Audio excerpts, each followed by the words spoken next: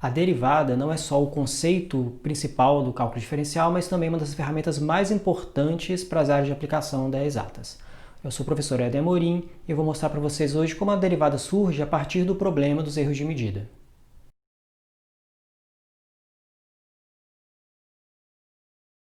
Nos vídeos anteriores, eu apresentei o problema dos erros de medida como uma abordagem para introduzir conceitos do cálculo diferencial.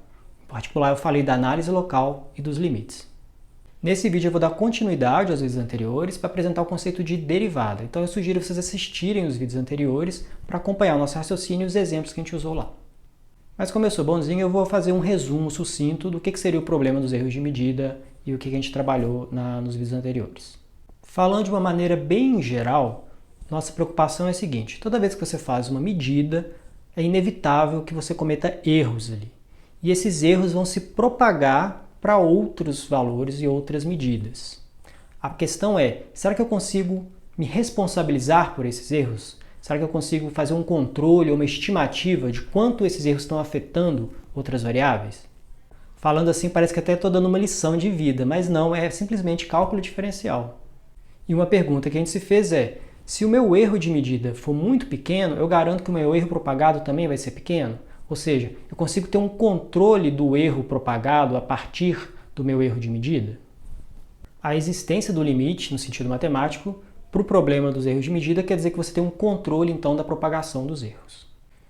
Então, a próxima pergunta é, será que eu consigo estimar o erro propagado em função do erro de medida? Ou pelo menos ter uma noção de quantas vezes o erro propagado é maior que o erro de medida?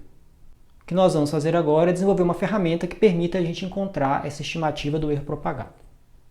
Para a gente ter uma pista de onde vem essa estimativa por erro propagado, vou retornar ao exemplo da área de um quadrado a partir do lado. Retomando o nosso exemplo da área e as nossas notações, aqui eu estou chamando de L o lado de um quadrado e A a área desse quadrado. A relação entre essas duas grandezas nos diz que a área do quadrado é o lado do quadrado ao quadrado.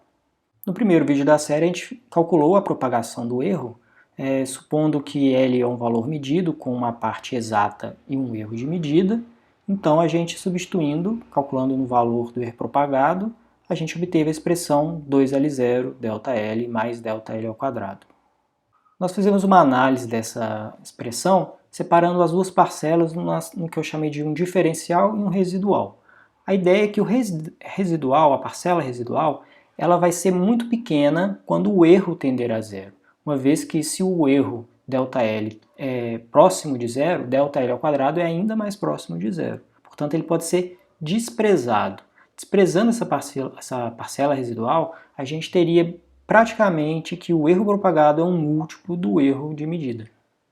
O interessante seria a gente captar quem é essa parcela diferencial. A expressão de aproximação que a gente obteve acima sugere que eu posso tomar a taxa de propagação do erro, ou seja, a razão entre o erro propagado e o erro de medida, que no nosso caso vai dar a expressão 2L0 mais ΔL.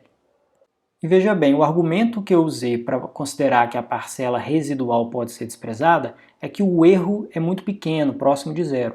E isso a gente pode fazer formalmente pelo cálculo de limites. Se eu tomar o limite quando o erro tende a zero, eu vou ter que a nossa taxa de propagação de erro tende a 2 vezes L0. Então observe que com esse processo a gente conseguiu eliminar aquela parcela que seria desprezível e destacar aquela parcela que seria diferencial. Esse processo, na verdade, a gente pode generalizar para qualquer função que relaciona duas grandezas. Eu vou tentar descrever aqui agora o processo geral do que seria a derivada. A gente começa supondo que você tem duas grandezas representadas pela variável x e y, em que y está em função de x. E a gente pode definir que, dado a variável x, você faz uma medida na variável x, que é um valor exato, x0, mais um erro, ΔX. O erro propagado vai ser a diferença em valor absoluto entre a função calculada no valor medido e a função calculada no valor exato. A gente está supondo aqui que a função está definida, ou pelo menos pode ser definida nesse valor exato. A partir daí a gente define o que seria a taxa de propagação de erro, que seria a razão entre o valor do erro propagado pelo erro medido. E a gente se pergunta qual o valor dessa taxa quando o erro de medida tende a zero, ou seja, quando ele é muito pequeno. Se quando isso acontece, o erro propagado também fica pequeno, também tende a zero, você pode calcular esse limite da razão e o resultado dele, se existir esse limite, vai ser chamado de derivada da função f no valor x0.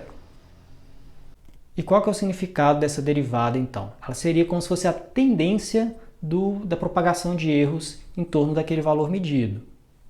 Eu não posso afirmar que o erro propagado é diretamente proporcional ao erro medido usando essa constante proporcionalidade como sendo a derivada, mas eu posso falar que isso é aproximado, ou seja, o erro propagado é aproximadamente a derivada vezes o erro de medida. Como você tem uma relação diretamente proporcional, a gente fala que você tem uma aproximação linear nesse caso. Um outro conceito associado é o conceito de diferencial. De onde que vem essa ideia? A gente vai considerar aqui infinitesimais, ou seja, valores que são muito próximos de zero, sem ser igual a zero, que remete à ideia do limite. Eu vou considerar duas variáveis novas aqui, vou chamar de dx e de dy, sendo os infinitesimais em cada uma das variáveis. A gente pode pensar que esse dx seria aquele erro ΔX tendendo a zero, ou seja, tendo valores cada vez mais próximos de zero, sem necessariamente ser zero. O dy, por sua vez, corresponderia ao infinitesimal do ΔY, imaginando que o ΔY também tende a zero. Então, nesse sentido, a gente poderia falar que o dy é igual à derivada da função no ponto x0 vezes o dx, em termos de infinitesimais, pensando novamente que tem um limite embutido aí por trás. Então, na verdade, o dy é uma aproximação para o ΔY, ou seja, o diferencial em y é o que aproxima o erro propagado em y. A gente costuma dizer que a função é diferenciável em um ponto quando você consegue obter essa expressão diferencial, ou seja, quando você consegue calcular uma derivada para obter essa aproximação linear dada pela diferencial. Eu vou rever o exemplo da área para a gente identificar quem são esses diferenciais.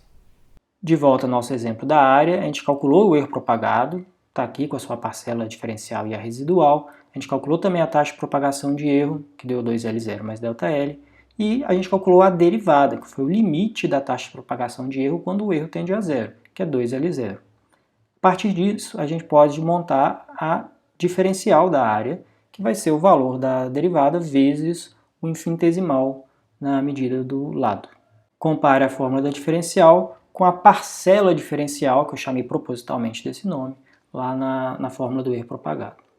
Só para não dizer que eu não estou usando números, vamos pegar um exemplo numérico com um valor que a gente usou também no nosso primeiro vídeo. Suponha que você fez uma medida de um quadrado de lado 2 com uma incerteza de 1/10.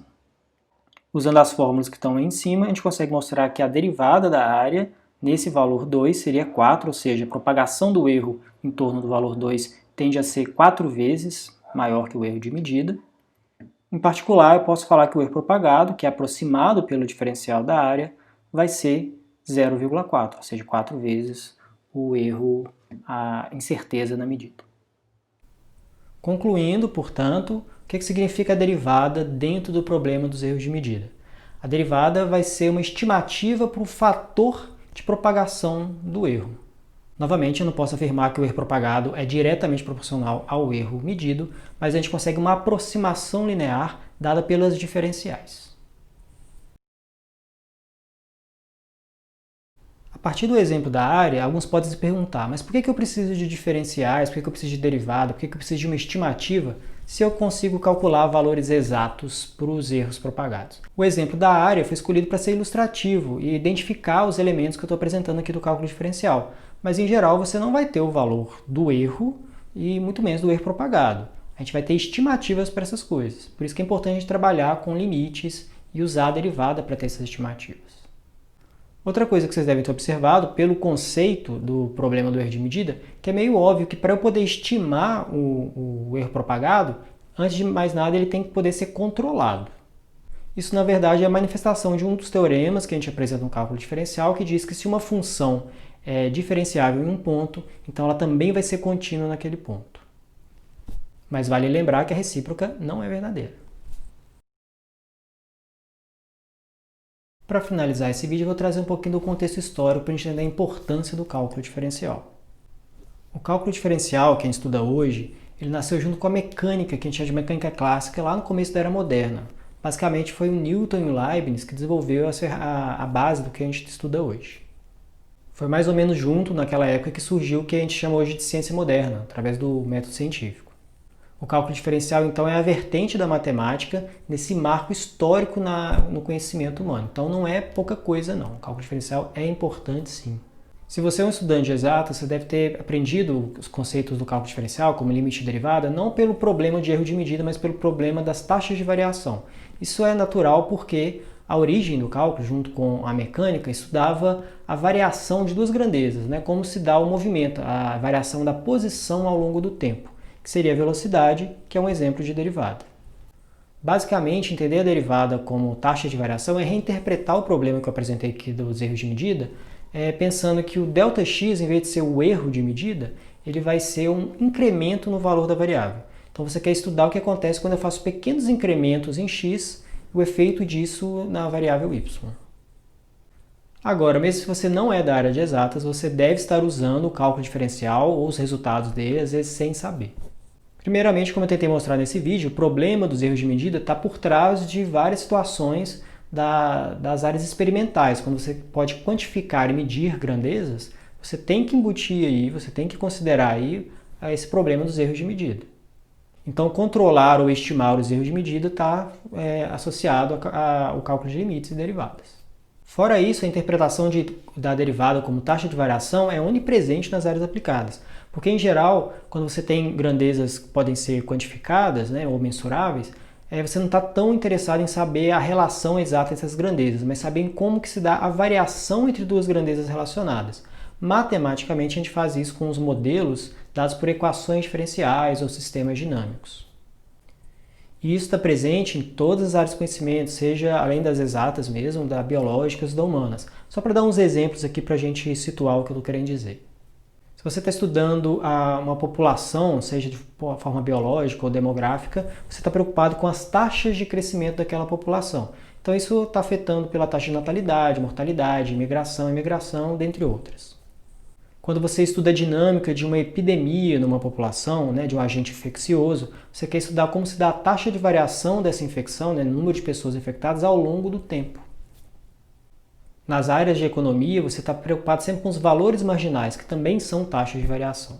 Em outras áreas, seja da biológica ou mesmo da humanas, onde você está usando a estatística como uma ferramenta, mesmo quando as grandezas elas são discretas, você tem modelos contínuos, compatíveis, que usam o tempo todo a ferramenta de cálculo diferencial. Não só para entender as medidas de erros e margens de erro, mas também para você entender as variações entre as variáveis que fornecem informações de dados sociais ou econômicos numa população, num país, etc. Então, mesmo que você não saiba, como eu disse, você está usando os resultados do cálculo diferencial de alguma maneira. E claro, os conceitos do cálculo diferencial, gente, já pré-existiam, já são mais antigos que o próprio cálculo diferencial. A ideia é que o cálculo diferencial formalizou essas ideias da maneira que a gente estuda hoje. Só a título de curiosidade, o conceito de limite que nós temos hoje não surgiu junto com o conceito moderno da derivada. Na verdade, ele veio depois, pelo estudo do Cauchy e do Weierstrass, que formalizaram o conceito de limite. Newton, por exemplo, usava as ideias de infinitesimais, não era a ideia formal de limite que a gente tem hoje. Então, se você é um aluno de cálculo, passe a valorizar a disciplina que você está fazendo, não é pouca coisa, é uma coisa importante para a história da humanidade. E se você não está estudando exatas, eu estou apresentando para vocês a importância dessa disciplina, não só para exatas, mas para todas as áreas de conhecimento. Então também valorize, não é só porque você não estuda formalmente aquilo que você vai desprezar ou desconsiderar a importância dela. Esse vídeo eu termino aqui com algumas ideias para vídeos seguintes. Talvez a gente possa discutir, por exemplo, o que acontece quando você perde o controle nos erros de medida, onde você tem as descontinuidades ou singularidades. Como trabalhar nesse caso? Outra questão seria definir exatamente o que é medida. O que é medir? Como uma função pode representar uma medida? O que tem as integrais a ver com isso? Então espero que você tenha gostado desse vídeo e dos outros vídeos. Curta, compartilha e participe do nosso canal.